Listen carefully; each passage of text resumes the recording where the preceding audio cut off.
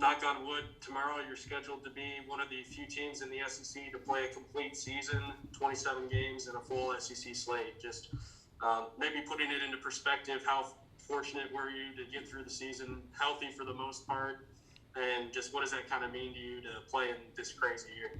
You know what? It's amazing that we're one of the, I think us and Auburn, I know Auburn didn't miss a game either because of COVID this year, because Bruce and I were talking about that when we missed the only game we missed because of weather. You know, we missed the game because of weather with them. And I was talking earlier that really helped us. Missing that game was a really important thing, I thought, for us to get bounced back, getting a couple days off away from basketball, let our bodies heal, mentally getting away. And we've won 3 of our last 4 since that point. Uh, but getting through this year has been amazing. I mean, you know, you think about where we started a year ago, you know, to having to not be able to, you know, go all the way to Nashville and then turn around and come home because we were not allowed to compete any longer was brutal. That was rough. Uh, so it was just special at all to be able to play this year, number one, considering what we're dealing with the pandemic. And then I thought our players, I'm so proud of our guys, the way they've handled, you know, all the testing they've had to go through, the safe distancing they've had to follow, to really try to do a good job washing their hands and taking care of themselves and masking up wherever they go. They've been phenomenal. You know, we've had some COVID during the year starting in the summer, but I know teams. I've got one of my closest friends. Their entire team got it, and their entire staff got it.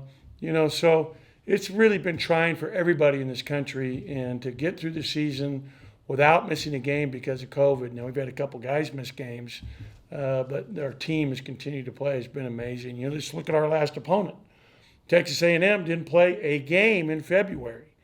To me, that's amazing. That would be just gut wrenching to go through something like that. So I'm very thankful, and I'm hopeful that, you know, we're going to continue to do a good job as people to stamp this thing out, both getting vaccinations as well as masking up until we get this thing licked, which I'm hoping will be by the time we start back to school in the fall. We'll swing it over to Paul Jones. Paul, go ahead. Coach, kind of specifically talking about Derek Fountain, have you ever had a that went from not playing at all in non-conference to where he was in the startup and SEC player make that kind of progress that quick? I actually did. I had a kid named Jerron Brown who was at University of Pittsburgh out of Lexington, Kentucky. Now, he went on to be a 2-time All-League, All-Big East, play on 3 championship teams. Great player, who's now coaching up in Lexington. But same situation, hardly played, you know, played more than Derek did, but not much more. You know, played some minutes, but not much more. Same time, and then inserted him late in the year, make last 1 or 2 conference games, and then in the Big East tournament, started him, and it was a total difference for us. We went from being very average to getting to the Big East championship game and then going to the NIT that year. So to answer your question, I have had one. And if he even gets close to as good as Jerron Brown, boy, he'll be really happy, and so will everybody else. Along those lines, obviously Fountain caught everybody's attention by the way he scored in his first couple of games. Seems like lately he's defended better. He's rebounded. Again, the first half the other night, he's passed the ball better. His instincts on the court are so much better than they were originally. Have you been impressed with that as much as his scoring early? Yeah, in fact, that's what really, you know, prompted the change. The things he can do, making good passes, moving without the ball, knowing how to play, having a feel for the game, and then being able to knock down an open shot. So I'm really happy for him and excited about his progress, and I think he's got a very bright future. We'll swing it over to the TV side, Columbus, and John Sophloff. John, go ahead for a couple. Hi, John. Hey, Ben. I know obviously the season's not over yet, but I was just kind of curious. Have you gotten any commitments from guys that are saying, yeah, I'm definitely going to be back next year? And if not, who are you kind of expecting to kind of be back with this team next year compared to guys maybe declaring for the draft? You know what? The season's not over, so we won't have any of those discussions till the season's over. So I'm not going to be able to share anything with you at this time. Sure. And then I guess just looking at Auburn, I mean, what do you kind of really see from them, or what do you kind of expect from a matchup like that? Well, they're very talented. I mean, we're under the impression from what we've been told that Sharif Cooper is going to play tomorrow. He's missed their last couple games. He's a huge difference in their team when he plays.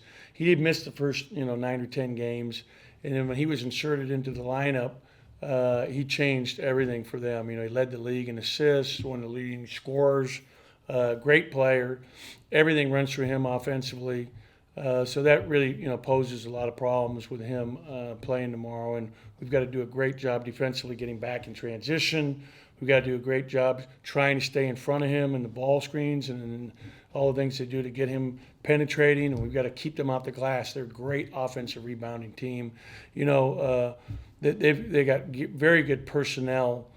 Flanagan, left-handed shooter, whose dad was actually an assistant here for 3 years with Rick Ray and played at Auburn, and he's following in his dad's footsteps. The kid's a great player. I mean, he's a potential pro down the road. They have another young man who I think is really special in Cambridge, who's a sophomore as well, out of Tennessee. They're a very young team. Brandon Williams is a really good three-point shooter who starts at the 5 for him. JT Thor, who's 6'10" and really long, can really shoot it. They have a lot of guys that can shoot the three.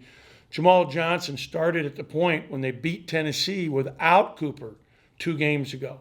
They beat a very good team in Tennessee without Cooper. And then, they lost to Alabama in a close game where they played Alabama tough without Cooper. And now he's expected to be back tomorrow for their last game of the year because they're not eligible for postseason this year. We'll swing it over to Joel Coleman. Joel, go ahead. Hey, Ben.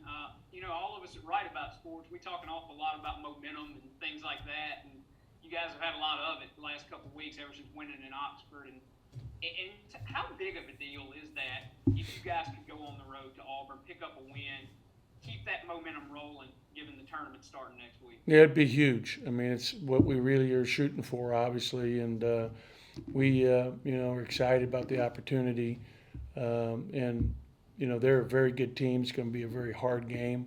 We've got to take care of the basketball. They really get out and pressure you and switch everything, switch ball screens, switch a lot of different screens, really do a good job of that. And we're going to have to really execute well offensively to be successful because they're so athletic and so quick.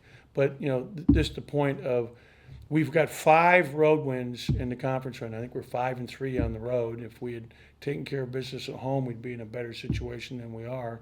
But this would give us a chance to get 6 road wins in the conference, which, would be amazing. We'll wrap it up with Garrett. Garrett, go back.